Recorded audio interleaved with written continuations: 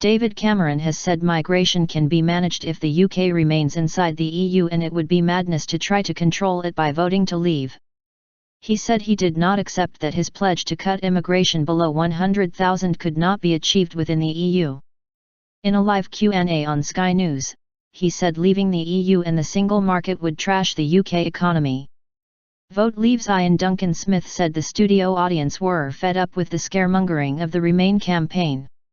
Right ambition. The live Q&A and questions from a studio audience on Sky News was Mr. Cameron's first major TV event of the EU referendum campaign.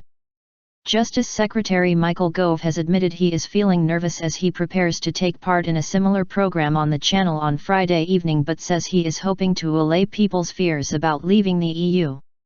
In other developments, JP Morgan, one of the world's biggest banks, warns it would shift UK jobs to Europe if Britain votes to leave the EU. The Home Affairs Committee says the failure to deport 13,000 foreign criminals will lead people to question the point of the UK remaining in the EU. Young people are being put off registering to vote because of the need to give a national insurance number, campaign group Bite the Ballot says. Defeats for UK nations at Euro 2016 will not impact the morale of the Brexit campaign ahead of the referendum, Boris Johnson says. 67% of British record labels favour the UK staying in the EU, according to a survey by the British phonographic industry.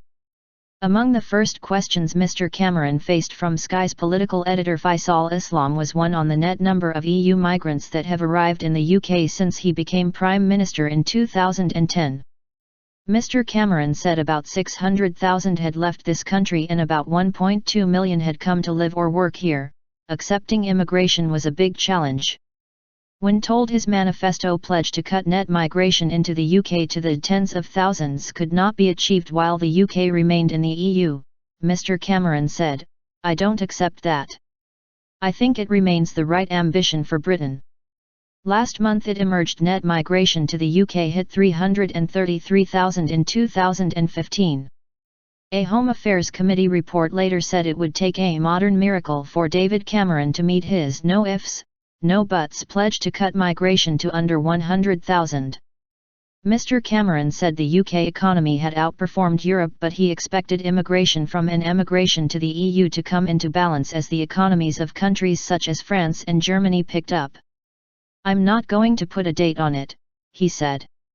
"There are good ways of controlling migration and there are bad ways."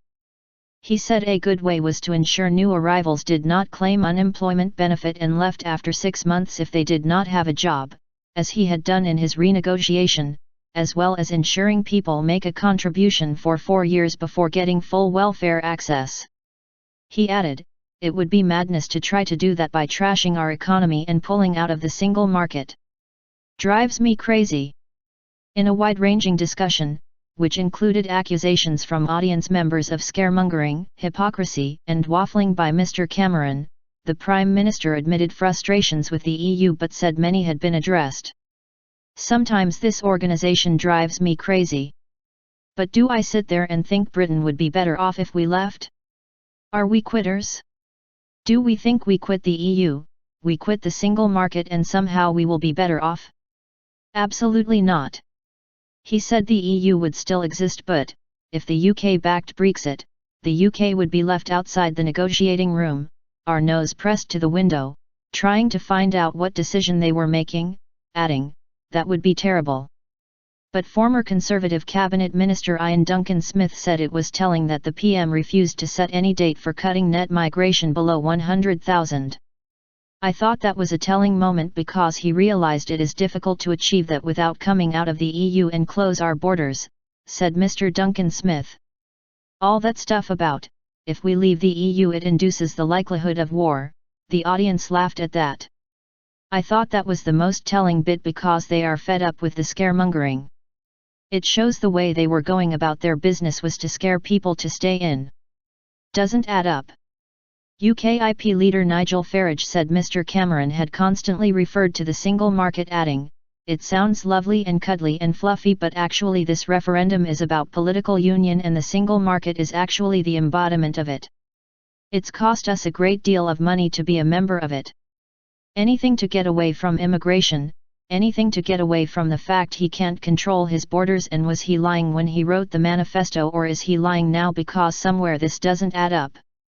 Mr. Cameron, whose party is split on the EU, has refused to take part in any head-to-head TV debates with fellow Conservatives who back leaving the Union. But Cabinet Minister Michael Gove will make the case for leave and face questions in an equivalent event on Sky News on Friday. Thursday's event comes with 3 weeks to go before the in-out referendum on Britain's EU membership and follows the BBC's studio debate last week in Glasgow with leading campaigners for both sides.